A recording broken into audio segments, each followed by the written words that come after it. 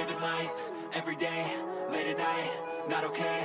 All I want, and I pray, all I need are some.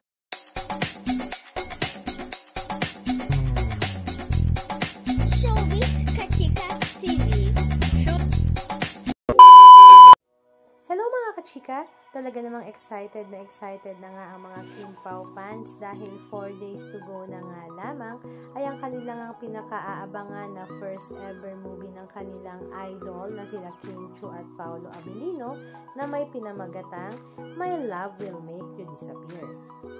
Kaliwat kanan na nga ang promotion ng Kim Pao sa kanilang first ever movie dahil ito nga ay mag-showing na this March 26, 2025 at ito nga ay mag-showing nationwide at hindi lang yon dahil ito nga ay kasabay rin mag-showing international sa mga piling-piling bansa sa buong mundo. Kaya naman nga ang ating mga kababayang Pilipino ay hindi na nga makapaghintay. Katunayan nga, kahapon, March 21, 2025 ay nagkaroon nga sila ng mall show sa Ayala Mall Cloverleaf sa Quezon City na talaga namang dinumog nga ito ng kanilang mga fans at ng mga netizens. Samantala, ang kanila namang co-star sa pelikulang My Love Will Make You Disappear ay talaga namang kilig na kilig nga sa Kim Pao, lalong-lalo na nga si Wilma Dacent dahil talaga namang napakalakas nga niyang magbuyo kay Paolo Abilino para kay Kim Chiu. Ayaw ngang tantana ni Wilma Dacent si Paolo Abilino sa pangungulit at si Paolo nga ay talaga namang hindi rin maintindihan kung ano ang mararamdaman dahil nga sa pangungulit na ginagawa ni Wilma Dacent. Samantala si Kim Chiu naman ay nakasuporta sa kanyang mga co-star sa pangungulit nga kay Paolo. At meron namang pagkakataon na si Paolo Abilino naman ang nambuyo kay Kim Chiu dahil pinapili nga niya ito kung sasayaw ba siya o ikikiss niya si Kimi. Syempre, ang mga fans ay nagsisisigaw na ikiss na lang niya si Kimi. Pero si Kimi nga ay medyo nahihiya. Pero ang kanilang mga co-star ay kilig na kilig at tinutukso nga ang dalawa. Sabi pa nga ni Wilma Dacent, it's either ikikiss mo si Paolo o ako ang kikis sa kanya ng lips to lips. Na talaga namang ikinagulat nga ni Kimi at sabi nga niya ikikiss na nga daw niya si Paolo pero ending ay nahiya pa rin talaga ang ating Kimi.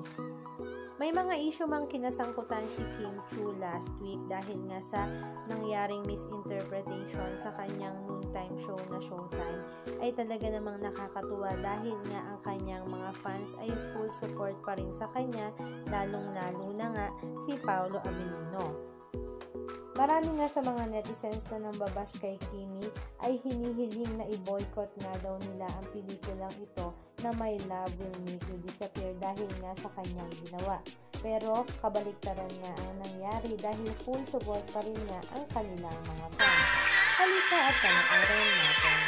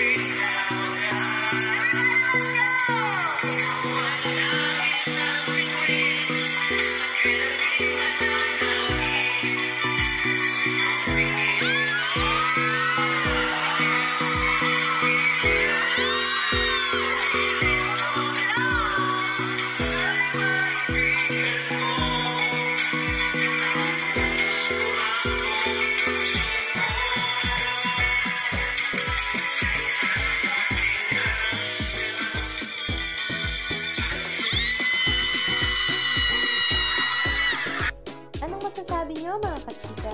Just comment down below. And please don't forget to subscribe.